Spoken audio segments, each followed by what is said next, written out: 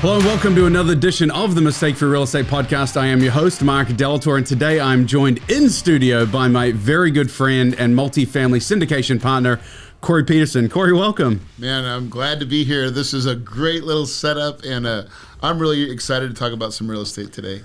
Yeah, you guys are in for a treat today. We are going to totally dissect one of our most successful real estate deals that we have done. In fact, it was my first foray into a large multifamily deal. We collaborated on a partnership deal down in Yuma, Arizona, and we're going to talk about that today. So for those of you that want to learn about multifamily, that want to understand how SBD is bringing multifamily syndication deals to our investor base, please strap in, listen up, and we're going to fully dissect it. So Corey, let's go all the way back to how you and I first met. Tell a little bit about that story. Yeah, we met at this group called Collective Genius. You've been in it for a long time now. I think I was for maybe 6-7 years, and we just had a really good synergy. I found that you had kids, family, same thing as me. We're about the same age, and really playing this game of real estate full tilt, and just a lot of synergy in that group. That group changed my life. I don't know about you, but it's changed my life personally. No, for sure it has. And CG has been wonderful. I see the footprint of CG all over my business in the ways that I've been able to adapt and learn. I was obviously a single family guy, and I saw you you'd been the fix and flip guy, right? You'd been there doing wholesale deals and some fix and flip, but there was an appeal to multifamily for you. What was the appeal to multifamily? Man, the appeal in the beginning was, I think, the two things that I think a lot of us are dreaming for, which is time and money. I see a lot of people that have one. I don't see a lot of people that truly have both. And I felt like it was more in the buy and hold strategy that true wealth was created, not just trading for income, right? Flipping properties. And so my desire was really to push and move more into that space, though, for a long-term gain. And but it was scary, right? Because you're used to these quick profits, this money that shows up. And then, but how do you play the long game, and how do you stay focused on it? And it took me a minute to kind of get full there. I think I wholesaled up to the point where I knew that it was time to walk away and go all in. And you actually saw me do that really in Collective Genius, where I just said, I'm done wholesaling. I'm now, and really what was that event? It was the sale of my first big deal where I had, I baked the cake. I held it for like 7 years. And I sold it, and I think I made like $6 million of profit on it. So that $6 million set me free to go full-time into what is now my passion. And I saw that passion, and I saw your excitement in it, and that's certainly what intrigued me. But as you know, I was a hesitant participant. For those that know me well, and my investors certainly do, I only bid on the sure things. And I certainly take a lot of time to do my due diligence, and so Corey and I had a friendship from the get-go, but it takes time. And I think one of the lessons that I took away from, or that people should take away from listening here, is that you have to vet out your friendships even to see if they can go deep to the business level. And when I vetted Corey out by having him come to my house, by me going down and visiting him and just spending more time together talking about deals, what I quickly learned was that our core values were aligned in the same way that I talk about having the core values, having employees that are embracing our core values. Dude, not patting you on the back, you know it, but I appreciate and love your integrity that you bring to the deal, and that was something that resonated with me. It has to be that way, and because we've both been on the other side when it's not. Yes. And so it's painful. Those are the biggest life's lessons. Sometimes it's not always your wins that you learn the most from, it's your losses or those things that were tough and hard. And so just like you, integrity is, because we're raising capital to do these big deals, it has to be like the pinnacle of everything that you do. Has to be set on that stone or that rock of, man, integrity has to be there. And you have that in spades. And so it was really easy to say, hey, Mark, I know you've been, we've kind of talked about the multifamily space, and it's like, I think I got this opportunity. I think you should take a look at it. And then you said, yeah, let's take a look at it. Let me understand it more. And that's where I think gained a tremendous amount of respect for you, Mark, is that it wasn't just like, oh yeah, I'm in, let's go, let's do it. It was like, yeah, but hold on, let's be methodical about it. Let me look into your operations some more. Let me see who you're surrounding yourself for. Let me go look at the property. Let me go drive and fly to Yuma. Let me understand this project. You didn't go super fast. You actually went very slow, which is the correct way always. Yeah, no, we did a site visit, went down to check out this deal that you already had under contract, and you were kind enough to bring me in on the deal after the fact, and we'll dissect it here in a minute. But I was cautious. I just did, when I'm investing other people's money, I always take that extremely seriously. I have for the entirety of my career. But I think I will give you credit that you kind of saw something that, sometimes when you can't see the forest for the trees, when you're really in the thick of it, I think what you saw in my relationships with my investors was maybe something that I didn't appreciate, because what you were trying to do always was, as a multifamily syndicator now, like raise money, raise capital, and build relationships. And you're like, Mark, the relationship with you have your investors, that's gold. Like, they trust you. They truly believe in what you do. And if you can go out and find some deals, you kind of saw that there was an opportunity there. Do you remember that? Yeah, I felt like, I was like, man, I don't need to know all the people that Mark knows. I just need to know Mark, right? And so to me, sometimes I always say, what's the fastest way to the cheese? And in my mind, it was like, Mark's got great relationships. We have some commonality. Let me just tap on Mark and say, Mark, is this something you want to be a part of? Because I think together we can do more than we could probably do. And it's not a forever deal. And that's the part I love about apartments too, is we don't have to do every deal together. It's not that partnership, but we can do partnerships on deals. We can do deals together, and I think that's a way cleaner way to do it, and it worked out really, really well for us. For sure. So let's talk about it. This deal down in Yuma, Arizona, how did you find the Catalina apartment complex? Yeah, so what's in Yuma? For anybody that knows Yuma, it's like sand dunes, and Mexico's really close. You can see the wall. Yeah. Right? So at first you're like, well, why would I do a deal in Yuma? I was brought into this deal as initially I was going to be a sponsor on it. So I had my lender had introduced me to the people that had it actually under contract before me. And as I was doing my due diligence and really looking at, am I going to sign the loan for these guys? I'm looking at the deal, and they had it under contract for $10.5 million. And I couldn't get my arms wrapped around the numbers enough to feel comfortable at that price. I felt like they were overpaying. And for those that don't, the unit count is around 150 units in Yuma, Arizona. Swimming pool kind of as the center with the regular three-story units around it. It looked like an apartment. It felt like an apartment. 1986, I think. And right in the heart of Yuma, though. I mean, it was like built up all around, very well established. Yeah, very run Lowe's down. is right down the road. Yeah, it had all the right things wrong with it, in my opinion. It just looked a little tired. But that wasn't the real reason why I think it was the opportunity. But so these girls, Lions and Lumbers is who had it under contract. Unfortunately, they weren't able to close. So I walked away. I was like, I don't think you're buying it right. I think I'm going to walk away. And so I just let it go. Well, I followed up on the property though, Mark. And because that's what you do when you're focused, you just pay attention. And so they didn't close. And I waited about a month after they didn't close because I knew a couple things about the seller. See, the seller had tried to close. This was her second attempt to try to sell that property. And I felt like she was really, I wouldn't call it desperate, but she needed to sell. And the other thing about this property, Mark, was that it was a seasonal rental. It was actually being rented by corporate companies. So right? Not 12-month contracts. No. They were doing 9-month corporate housing. Some 6-month and some 9 months, right? Yeah. And so, because what a lot of people don't know about Yuma, it's one of the biggest agricultural hubs where they grow a lot of our lettuce and a lot of our greens there. In the desert, if you water it, it grows. Yep. And so these farm fresh and big, large companies were just renting these units.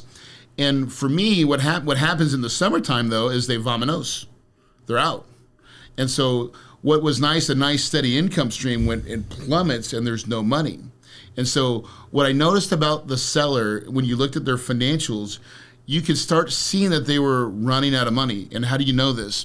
When we initially did our first due diligence with that group, as you're talking to the maintenance guy and the property manager, you're like, And I do this thing where I give them, like, I call it my magic wand. I'm like, if you could fix, and like, go ahead and take the magic wand. They grab it, right? Now this magic wand fixes everything.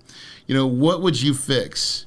And so we gave it to the property manager, and she's talking about just like putting appliances in the units. If I just get some appliances to replace the ones that are gone. Wow. Oh, so what do you mean? You don't have appliances in every unit? Well, why not? Right? Oh, so they were pulling the pull apart method, right? Pull apart from, unit 4 to fill unit 5 so we can rent it up. Wow. And what that screams is desperation, and there's not enough money, and that's what happened. She was running out of money. I just knew and felt that was an opportunity. So all I did was I waited till they didn't close, and then I asked them politely. I said, "Hey, girls, do you mind if I take a run at this property? So I think I can buy it." And what I was able to offer and show is certainty of close, meaning I had a really good track record built up, Mark, that I could show for certain that I was the guy to buy this property. I had the money ready, and at least it appeared that I had the money ready. Yep. Right? So we partnered up to raise it. Yep. But all the pieces that I put together to create this packet scream that Corey's the right guy if you want to sell. So you didn't get it under contract at 10.5. No. Let everybody know what you got it under contract for. We got it under contract for 9.6. So $9.6 million. $900,000 less. That's awesome. Now, another thing that's a key element here that I want to point out is you could easily have just gone and done this deal on the side, but that's not the type of person you are. You made right with those people that had brought you the deal initially. You didn't have to. You signed it up, but you went and cut them in on the back end of the deal as well. Yeah, I gave them a little piece of the deal, and I think it was the right thing. And I honestly, I know the people, they were very appreciative. Yeah. Right? And I didn't have to, but I did it anyways because, again, we talked about integrity when we first opened. Yeah. And who am I to be, to backdoor somebody and be that greedy? No, love it. So what did the units need? How did you, so a lot of people, okay, so you found this through a relationship, you were dealing with a lender, you've done some deals before, people can understand that it was through relationships that you got the deal. What was the appeal? Like, obviously you now got a motivated seller and that's fine, but how are you going to do a value add? A lot of people would say, my gosh, 9.6, that's fine, but what about the uplift and how are you going to stabilize? You mentioned it was a seasonal rental. Clearly that was not part of our business model. We didn't want it to be seasonal. Talk a little bit through the execution of the business plan. So we realized soon on that the play on this property was, first we asked ourselves this question: we want to get away from the seasonality of the business because that is a death killer. When you have that disparity of income in a couple of 3 or 4 months in a row, you cannot budget. There's no way you can budget. Your team's not set up to budget that way. So what sellers and buyers want, or really the buyers that eventually bought our property, what they really want is nice, steady income with a nice, steady growth pattern. That's all they want, steady income. And it was very unsteady. So how do we fix that? Well, it was just replacing the corporate units with just a tenant base that lived at the property. So we looked around and said, oh gosh, there's a marine base. There's a big hospital. There's all this retail. And this city is about I think 300 to 400 million or 1,000 people. Yeah. It's got a regional airport. We're there's enough people that live here that I think we can fill it with just normal tenants. Now they may not pay as much as the corporate units, but we found out that wasn't true either, right? We ended up when we sold it, we were getting ready to sell it. That is now a true reality that they're paying actually more. So, you also did something that was more of a proof of concept than anything, but it's something that we do in single family quite often. What our general math when we are deciding whether to finish a basement or convert a garage or add a bedroom or bathroom, if you can generate another $100 a month of rental income, it's okay to spend. The rough numbers is you can spend $10,000. If you spend $10,000 on an improvement to get $100 more a month, that's $1,200 a year. It's about a 12% return on your money. So I know that was a concept that you utilized here, and although it wasn't, and we'll talk about why, but we didn't end up going all the way through the units. One of the other things that I credit you for as an operator, and why I appreciate you as an operator and a business partner, is that you did a proof of concept to try and raise rents. Talk a little bit about what your thought process was there and how that eventuated. So in the proof of concept, we just said, well, first of all, we had to back up just a smidget because what we saw that first property was entired property. So we had to fix the outside first to get the people to come into the inside. Yep. Right. So really on that stuff, we had some roof problems. We had to do some roofs. We did a slurry restripe. We painted the building. We resurfaced the pool. Just some of those aesthetics to let everybody know that, hey, this thing's a little bit different. We're back in business. And then we changed the name, right? It was Catalina Village, and then we rebranded it the Palms. One of the things that you told me early on, Corey, was that it's less important to get all of the maintenance done immediately and more important to be doing maintenance all the time. Yes. Right? Can you talk a little bit about that strategy for multifamily? Yeah. So, man, tenants are a very curious bunch, and they love to see action, things happening, right? So, and sometimes you can make your property look like a dang construction zone site and everything's taped off, and it's like, oh my gosh, I can't even move on this property. We like to take the approach of let's just continually be improving. Maybe, one couple months it's this little section over here, and then we're moving over here and we're doing the painting. Then we're over here to the pool. And in the tenant's perspective, all they see is, my gosh, these guys are always improving the property. Wow. And then because they already live there, this is their home. Yeah. This is where they live. And everybody wants to live in the best place they can afford. And if you, the owner, landlord, is fixing it up, yep, they're extremely proud. They buy into that complex even more so. And that's something you can do in multifamily that just is not an option for single family. Yeah. Single family is not an option to be driving around fixing the property. But when you have that one maintenance guy, he's just constantly going around and working on stuff. Okay, so exterior, we repainted, restriped the lots, new lighting, which is always a key for your deals, and then changed the name. So and cameras too. Gosh, cameras a big piece of that too. Talk me through that. For what? Man, for security or for? Yeah, a little bit of both, right? One for security, but man, when people come in to lease your property, when you have all your live video feeds running, and it's right there in the main leasing department, where they can see it right on the big screen. Always, right? They because now I don't know about you, but like, who determines where you live? For people that are married, it's usually their wife, right? I want to say the women usually chooses when she says this is the place. That's usually the place. So we know this about our tenant base, and so what's mom's number one concern? Safety, always. And so we address those things, and you address it with cameras, with lighting, right? We light these things up. Like, this building had a lot of incandescent lighting. And when you change that to LEDs, number one, it saves you money, right? But it also puts a light profile on your property that lights it up like a Christmas tree. And tenants know right away. It is an absolute, because most of these people are working, right? So when they get off work and all of a sudden those lights come on, they're like, wow. And I feel safer. And then they start coming in the office right away. Man, I love what you guys are doing. And that's turning the property around from the inside out. And that is a big component of why we wanted that property. Love it. So back to the proof of concept. Yep. There were 2 units that you kind of tweaked just to see if you could get a little bit more in rent. So what this was towards the end of our ownership, and we were just like, hey, listen, I got this idea for this project. We were already getting like, I don't know, $85 bumps in rents or $75 bumps in rents. But our question was, can we get more if we bring it up to the next level?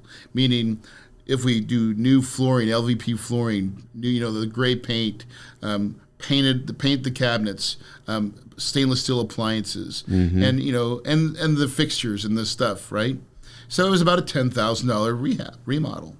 And so we did that, and we ended up getting, I think, $175, maybe almost $180 more in rent just for that renovation. And we did it on 2 units. But it was absolutely like the proof of concept to show a new potential buyer of what's possible. Because they look at that and say, oh gosh, because everybody wants some meat on the bone when they're going to buy it. They want an opportunity to add some value add for themselves. So we queued it up and said, hey, this is a provable concept. Here's what it is. Here's what we did. Yeah.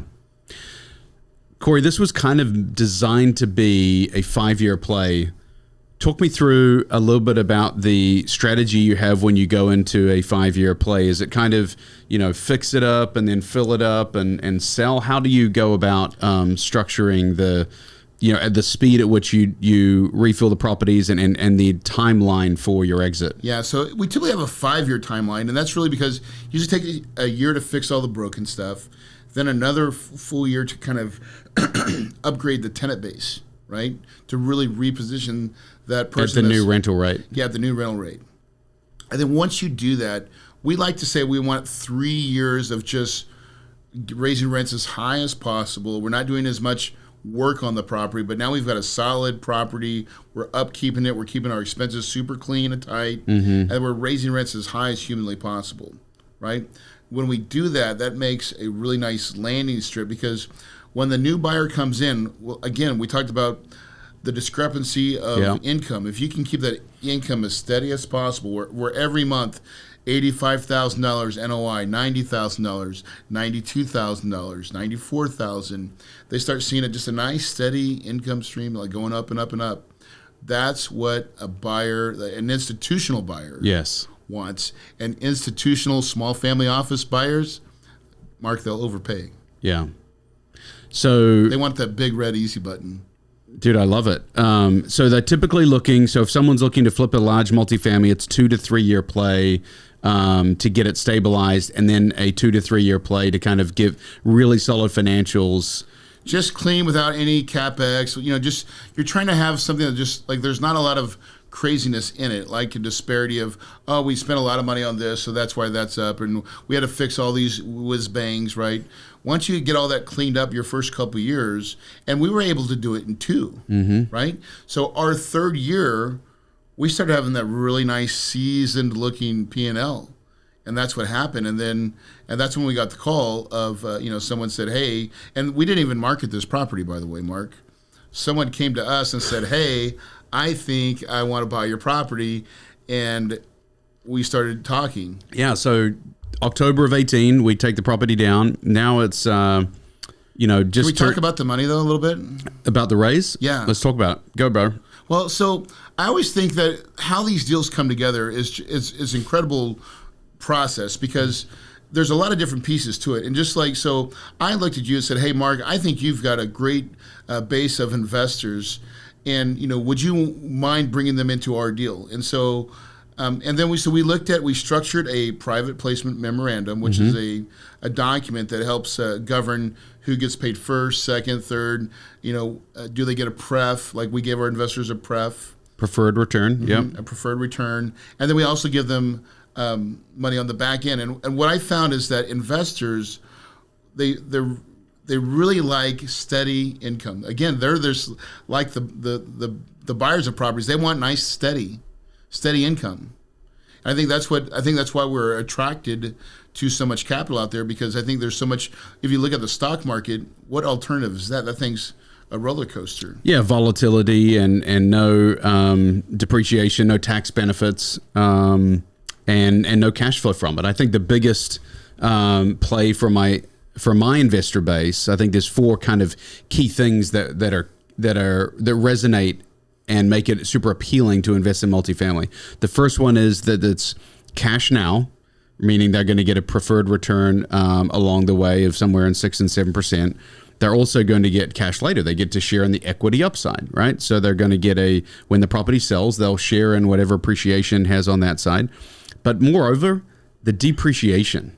That's a massive thing for a W-2 wage earner or someone that's even on a K-1 to be able to get a depreciation. I think in Catalina, for every $100,000 invested, they got a $33,000 or $34,000 write-off on their taxes, correct? Yeah, it was beautiful. Yeah. And then as we did the work, they got more almost every year. Every year we've had it, they've gotten some depreciation. Additional depreciation as we went on. So then lastly, inflation hedge. I think, owning multifamily syndication deals and owning real estate in general is a great hedge against inflation as well. So, well, it just happened for us, right? So look at this.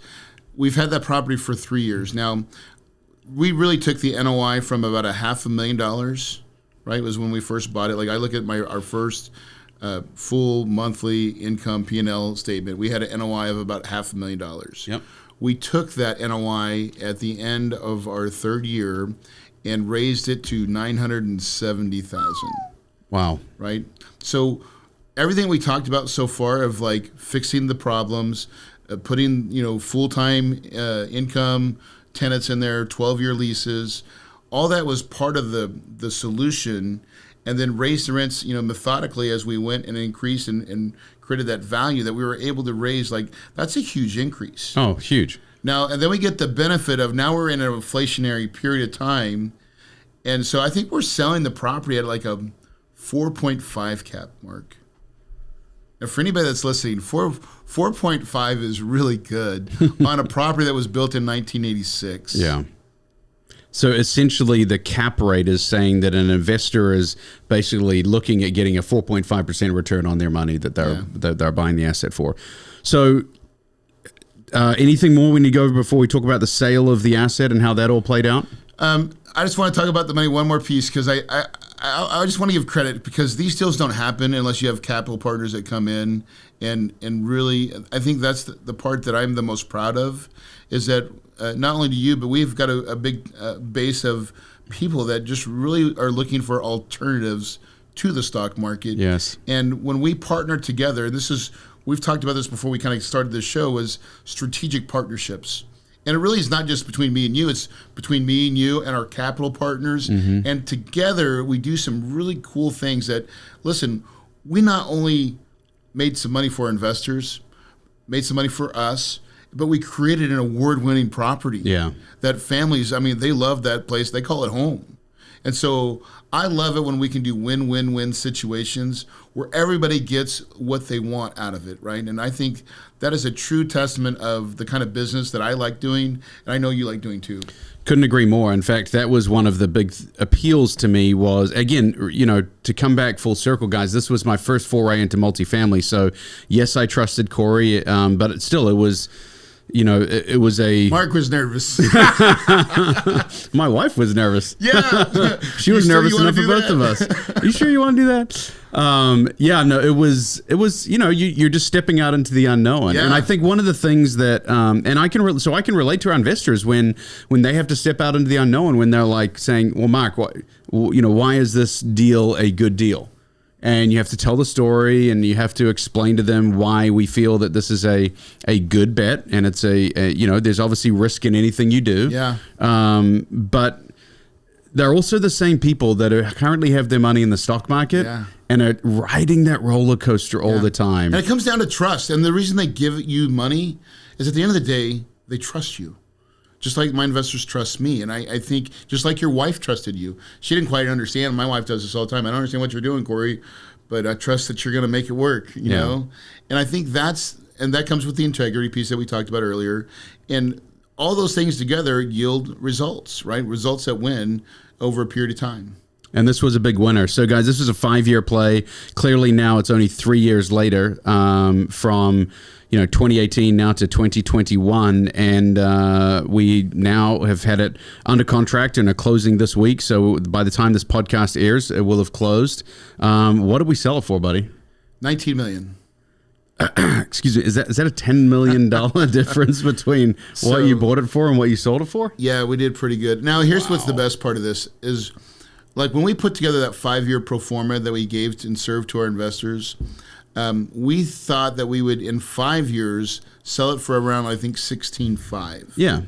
So in 3 years, we sold it for $19 million. Well, I think there's two lessons there. One is clearly we, got a little bit lucky from, a hot market. But then secondarily, it goes to show that your numbers, and the one thing I appreciated when I did my due diligence on you, you don't blow smoke. You don't inflate the numbers. You're a guy that says these are realistic and we can live into the numbers, because the last thing I want to do in any transaction, and one of the things that I feel has been a strength of my career to date, is that the math is the math. You don't cheat the math. You have to put it down on paper. Respect it, too. Respect the math, because that's why you walked away at 10.6. Because look, if you knew you could sell for 19, would you have bought it at 10.6? Of course you would. but you knew that was not a deal based on, the projections you had at the time. And the risk, right? It was a risk tolerance. And here's the other part too, and you know this just as well as I do. Man, when you're raising, like we raised $3.6 million for that property, right? That's not just a little bit of money. That's a good amount of money. Yep. At the end of the day, you, me, we have to sleep at night with a clear conscience. And there is nothing that will keep you up more than a night than 3.6 million reasons if you are penciling aggressively and you're making assumptions that you may not be able to hit. Yep. So you've got to pencil the basement in your projections. And then our goal is to shoot for the moon, right? Always. To do it as best we can, to give it our all. And we have teams and systems that's their mission. They love doing that. Well, if you think about it, Corey, 2018, that was a decade after the crash. So everyone was like, you guys are still buying these. There's no good deals anymore. There's no good deal. Oh, and we had COVID. And we did it during COVID. Yeah. Right? Yeah, the sale of it absolutely happened all through COVID. Yeah. So we've been in the last 2 years, it's been COVID, but did it affect our property? No. Look, buy and hold investing is always the way to go, right? Yeah. You will be rewarded for value add. You'll be rewarded for buying good quality cash flow properties that stand the test of time. I don't think we even would have sold that one if it wasn't a ridiculous amount of money, right? I mean, we're so ahead of our pro forma that it makes sense to go ahead and hit the shiny button that says sell. Yeah, to clarify for the audience out there, you're saying we would not have accepted the offer to sell because clearly we weren't even looking to sell. You wouldn't have accepted it had it not been a crazy high offer like that. Exactly. Yeah. So let's talk about it. How did the deal? We weren't marketing it. How did the guy come to you and say, "I want to sell"? I had a guy that I was at a networking event for some multifamily conference, and he just knew that I'd bought that property because I'd posted on Facebook, and he was like, "Hey, Cory, we're aggressively buying in Arizona. Do you have, what about that property in Yuma? Would you want to sell it?" Or I maybe just said, hey, that one's coming up. It's almost, we're thinking about, maybe selling it. I don't know. But he took it seriously. Then he brought it to, it wasn't even his company. It was someone that he knew. So he was we'll call him a broker, but not really anybody that you would pay, like a true brokerage. Mm-hmm. But he brokered the deal. He's like, hold on, I know the guy. And you want to sell? He goes, will you pay me a little bit of a fee? So it was like, $100,000. He goes, yeah, okay, that sounds great, right? And then he brought in and out the buyer that he brought me was a very reputable, proven buyer that has closed multiple transactions, easy to find on CoStar. You can see it, mm-hmm. And so it was like, this is a legitimate offer.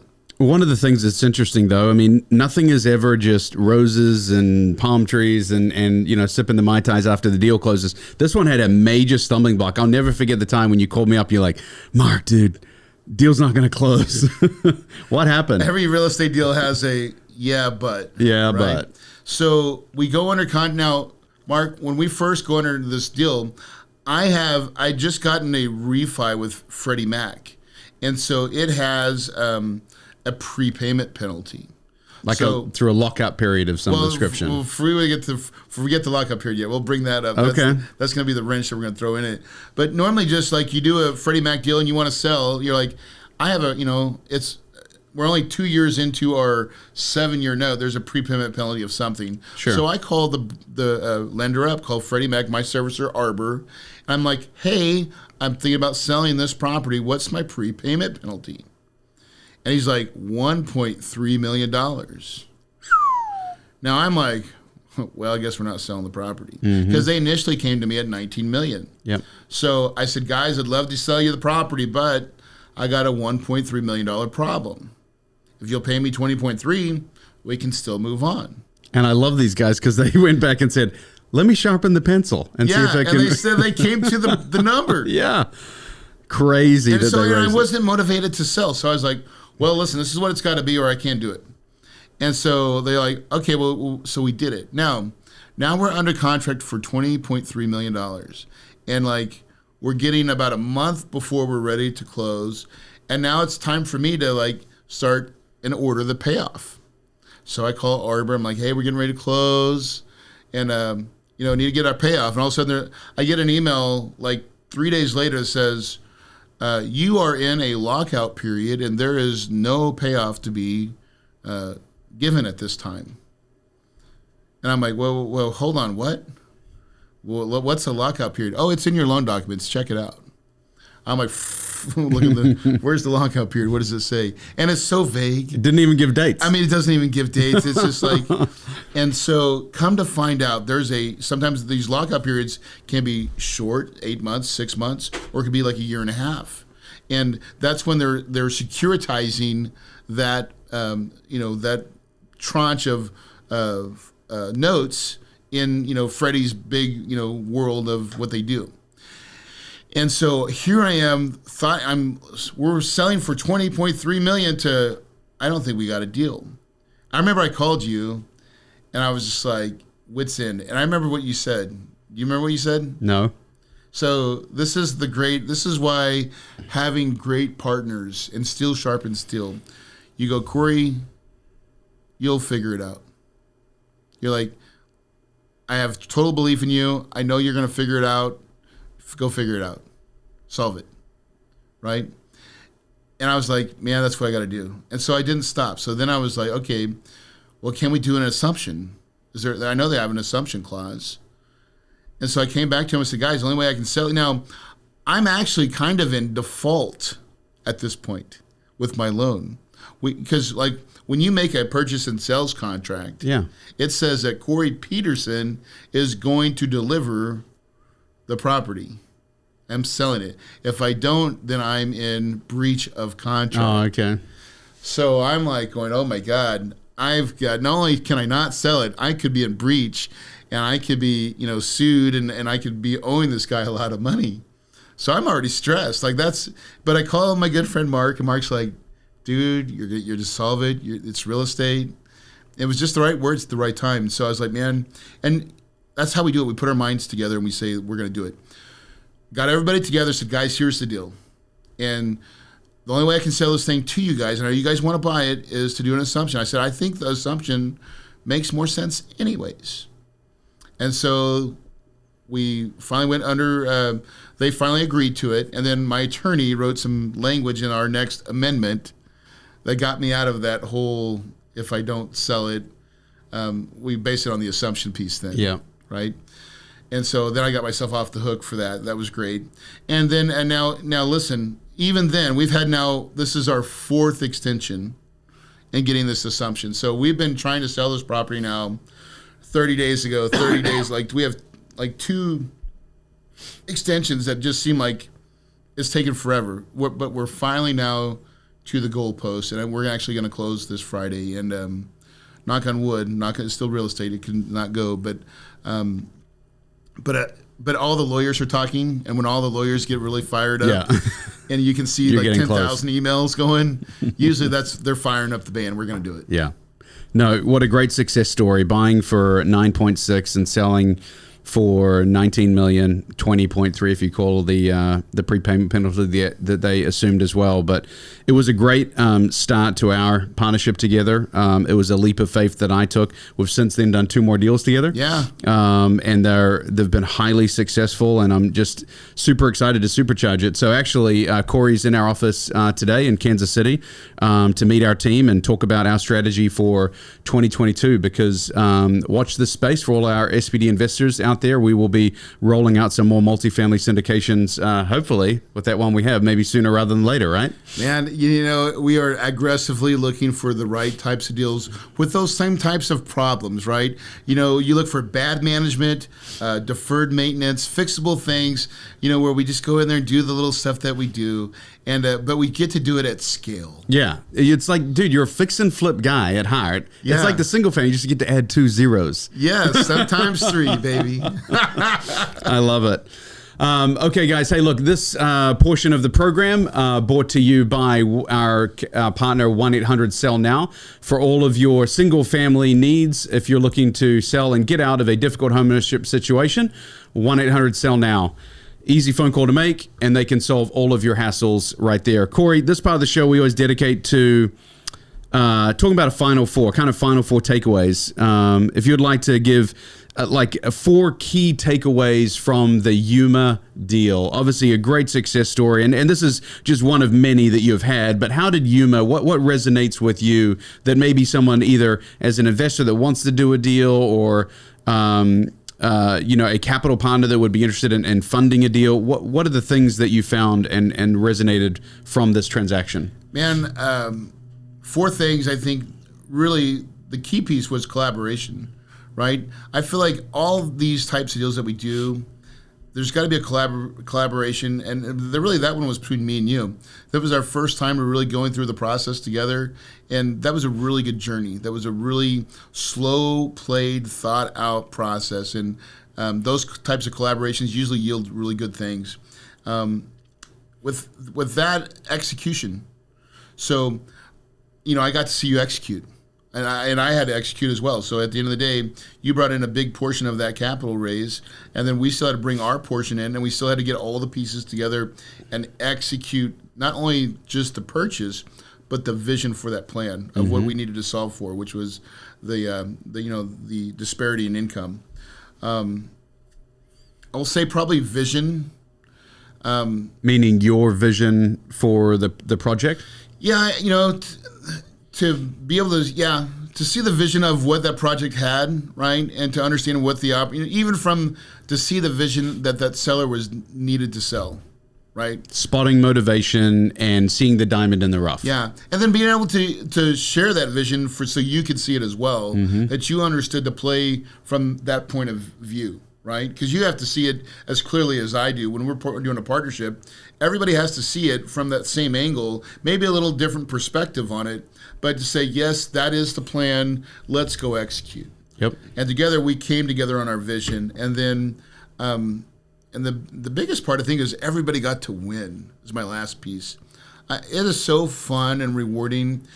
Some of the best calls are when you get to call that investor and say, John, we're getting ready to sell it. I'm going to get you paid. You're going to have, because that last additional money that we share, profit sharing on the back end, is accumulation of years. So it's a pretty good chunk of money. Yeah, as much as they've made along the way, that now doubles. Yes. Basically. And so it's a big, nice little chunk of change. Yeah. And it's so rewarding to give them that big check. And watch what they do with it. A lot of times they just reinvest it, honestly. Sure. They're just like, great, now I can have a rising income stream. My next deal will make some more money. But some of them choose to say, this is my vacation money. I've got a couple that when they go out, they use the income that I give them from their investments. They travel the world. And so sometimes when they're on their plane, they'll have a cheers and they toast to me. Hey, Cory, we're going on to France this trip this time. And it's the coolest thing. Special. So it really is knowing that we affect the properties, the people, and we get to affect our business too. Yeah. To me, that is the thing. I love it, man. No, for all investors out there that have partaken in one of our multifamily syndications, I sincere thank you. It is a blessing that we get to bless and be blessed through the partnerships. And just wanted to take the time with Cory in-house to celebrate the win, explain how this beta test of mine has kind of come full circle. Again, you'll notice that I did 2 deals this year, but I really wanted to see this come full circle. And so from 2018 till 2021, I didn't do any other deals. This year I did 2 deals. I really wanted to see it. I'm a big concept guy. I want to make sure I understand the entire picture, but now I have it very crystal clear about the way that the multifamily operates. And honestly, Cory, it's very similar to the single family. It's not rocket science. It's the NOI. And the biggest that we are starting to sell based on NOI here on our single family. And what I'm realizing is that all people want is a good, fair return on their money. Yep. You give them, they give us their principal and we give them a very fair interest payment in return. And with the surety that it's backed by the real estate that we stand upon. If you have solid investment vehicles backed by real estate with a fair and above market return of interest, the opportunities will abound. Money shows up all the time, and honestly, it's a great privilege to be able to work it. Yep. Well, again, thanks so much for your time today. It's been a pleasure to kind of go down the Catalina to Palms runway with you again. Congratulations on the closing, a huge success story again. And for those that have listened in, thanks for your time.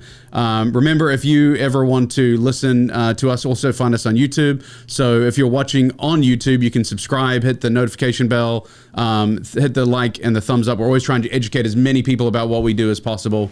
Thanks so much. And until next time, we'll see you. You're listening to Mistake-Free Real Estate Radio, the authority in passive real estate investing.